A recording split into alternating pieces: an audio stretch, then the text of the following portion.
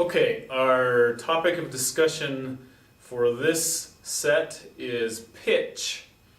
And pitch is an interesting term, and as adults, pitch, high and low sounds, those are easy things for us. And there's very few adults that struggle with the concept of pitch and differences in pitch, but it's a learned thing, and children actually have to learn that there are high sounds and there are low sounds. And if you go up to a 3-year-old and say, is this pitch high or is this pitch low, a lot of times they'll tell you the wrong answer, or they won't know because they haven't been trained in that yet. So that's one thing that preschool teachers and beginning primary teachers deal with, is teaching children about the difference in pitch. And there's a lot of ways to teach pitch. One of the things that I like to use to start out with teaching pitch is to just tell a simple story about somebody who lives at the top of a high-rise apartment building and uses an elevator a lot. And that way you can kind of help them understand pitch going up and down. So here's just a brief snippet of that. So there was a man, and he lived on the 15th floor of an apartment building. That's way up there. Do you think you'd like to live clear up at the top of an apartment building? I don't, because I don't like heights. But this man, he got up one morning, it was time to go to work, so he was getting ready, and he brushed his teeth, and he ate his breakfast, and got his clothes on, and was ready to go to work. And he ran down the hall because he was a little bit late, and he pushed the elevator button so he could go down. And the door opens, and he jumps in the elevator, pushes the number 1 button so he can go down to the first floor, and the elevator goes boom, all the way down to the first floor. And he gets there, and he suddenly realizes he forgot his stuff for work. He left it at his apartment. So he pushes the number 15, and up goes the elevator, all the way up to floor 15. He runs back to his apartment, grabs his stuff, and goes back to the elevator and pushes the button. The door opens, luckily it hadn't left yet, and he pushes the 1 button and goes right back down to floor number 1. Guess what? He forgot something else. He forgot his glasses. He's got to go back up the elevator. So he pushes the 15, and he goes up the elevator to number 15, runs to his apartment, grabs his glasses. Now he's really late, so he's kind of paranoid. So he runs back to the elevator, pushes the button, the door opens, he jumps on, pushes the number 1. Ooh, uh-oh, the elevator stops by floor 7. He's stuck in the elevator, and the elevator won't move. What's he going to do now? Anyway, you can kind of see just a simple story like that, and using your voice to change pitches going from low to high and high to low. And always use motion as you teach things like this so that students can understand that up here's a high pitch and down here's a low pitch. And your expression is going to help them learn almost as much as the inflection of your voice or the changes in pitch in your voice. So there's a simple little story. The kids love to hear stories. There is nothing that will attract their attention better than stories. So if you can come up with a story to teach a concept, that's a wonderful thing. Another way, going back to, this is kind of the Orff approach as you learn about Carl Orff, but trying to enhance your teaching by involving things that the students already know and understand as part of their environment. And so think of things that are high. You could say, tell me some things that are really high, and they could think about maybe the top of a tree, or the stars in the sky, or the telephone wires, or some things like that. And then think, okay, tell me some things that are low, and they'll tell you things like maybe a pit, a hole in the ground, or maybe the bottom of the ocean where the fish are. They'll come up with different varieties of answers for high things and low things, and you can connect those to the differences in pitch. As they start to gain an understanding of what pitch is and distinguish between high pitches and low pitches, then we can start saying, okay, what sounds are low? What are some sounds you can think of that make a low sound? and they'll come up with ideas like maybe a lion's roar, maybe a foghorn. Of course, some of these things some students won't know, but they'll come up with their own ideas, and if you ask them what high sounds are, maybe a mouse squeaking or a siren or a whistle, those are all high sounds. And again, we're connecting this topic to their environment, and that helps them to learn much quicker and solidify that learning. Now, a couple of other ideas about teaching pitch.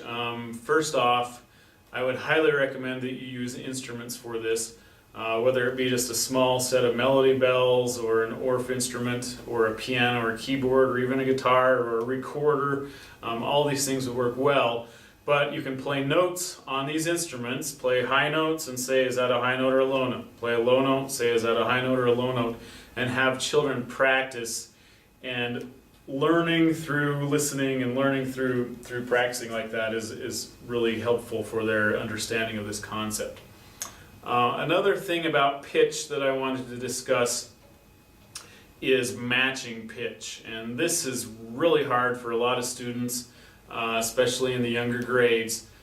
Sometimes they hear a pitch and they can't create that pitch on their own, but it's something you need to start doing from the very beginning. One of the first things I always do with my young students, kindergarten, first graders, second graders, if it's the first time I've ever seen them as a teacher, I bring a little puppet elephant and I sing to them and I say, my name is Eric, and since they're young, a lot of times I have to do it up here, my name is Eric, so I'm singing the same pitch as they are, and then I have them repeat back to me, my name is Sarah, and they sing it back, and you try and get them to sing the same pitch that you sang to them, and tell them that. Tell them, try and match what I do, you know, and if they're wrong, it's okay, they're trying, they're doing their best, but a lot of them will sing pretty well. Also just sing pitches, sing this note, and have them sing it back to you, sing this note, have it sing back to you, which one was higher, which one was lower, and use that to enhance your teaching. Singing is a great way to teach pitch because when they are vocalizing, they can hear those sounds not only through their ear process, but it's actually vibrations in their entire facial cavity and their skull, and that allows them to really understand what's going on because of those frequencies going on inside their body.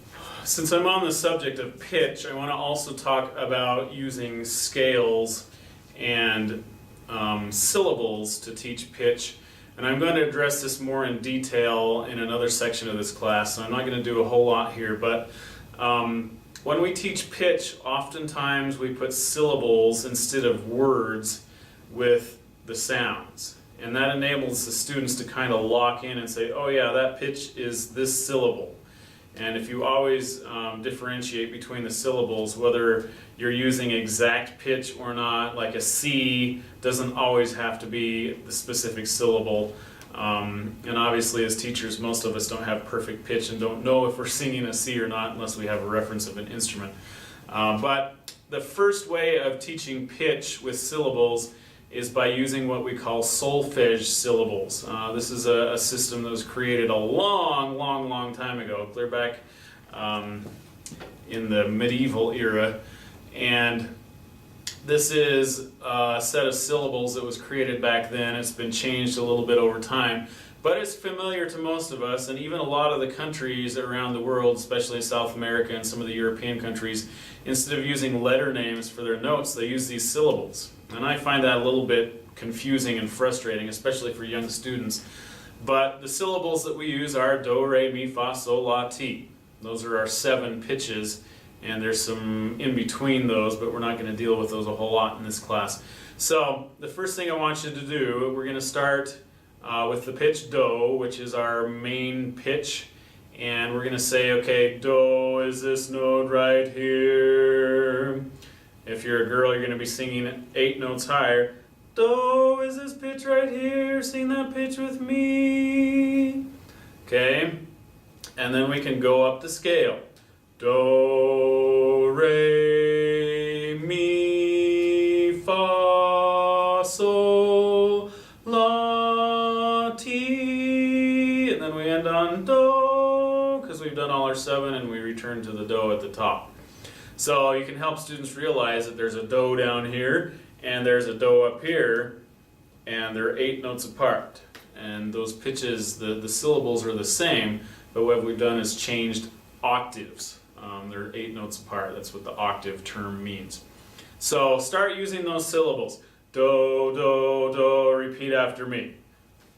Re, re, re, repeat after me.